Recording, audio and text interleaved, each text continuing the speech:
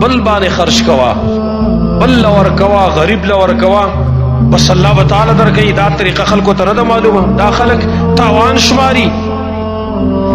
الله فرمایي وما انفقت من شيء فهو يخلفه وهو خير الرازقين. کم شی چې تاسو خرج کوئ الله دغه بدل درکې. الله غوره د رزق ورکوونکو نه دی. دا وعده د بل چا نه، دا وعده د رب العالمین ده، دا د رب کائنات ته زموږ د خالق او د رازق ده چې ته څه شی خرج کې په غریبانو باندې دین کار کې زه بدل درکوم، زه د هغې بدله درکوم. وما انفقت من شيء فهو يخلفه. کم شی چې خرج کوئ زمونږ خو یا په دې قرآن باندې ایمان سم نشته دی، ځکه موږ په بل باندې خرج کول دا موږ تاوان شمارو. د منافقانو غوندې حیثیت زموږ جوړ شوی دی.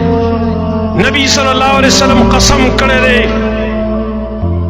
ما نقصت صدقه من مال، قسم یې کړی صدقه چرته مال نه کموي. په صدقې سره الله مالونه نه کموي. په بل باندې خرج کوه، غریبانانو باندې خرج کوه. نن په دې مهنګایي کې زه وګوره، ته خو بیا مالدار لاړ بشي چرته او یو غټه تروړه وړه به کور ته راوړې، خو غریب به څه کوي؟ غریب خو 100 روپۍ دیاړي هم نه هغه څوک نه ورکوي. نو په 100 روپۍ به دی څه اخلي؟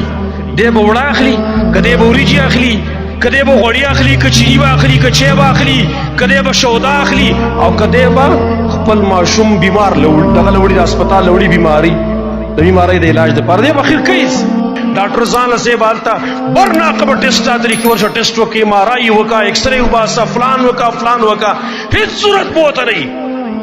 خماران ناستي بس یو بل خوري دا خلک. که چېرته مالداره ته ولیکي خو ځه خیر دی، خو یو غریب سړی دی هغه 500 شپږ روپۍ یا 100 روپۍ دیاړي وکړي د ورځې، دی به کور ته رزق وړي، که دا به ستا ټسټونه کوي. ټول ملک په دې غم کې اخته دی، مبتلا دی.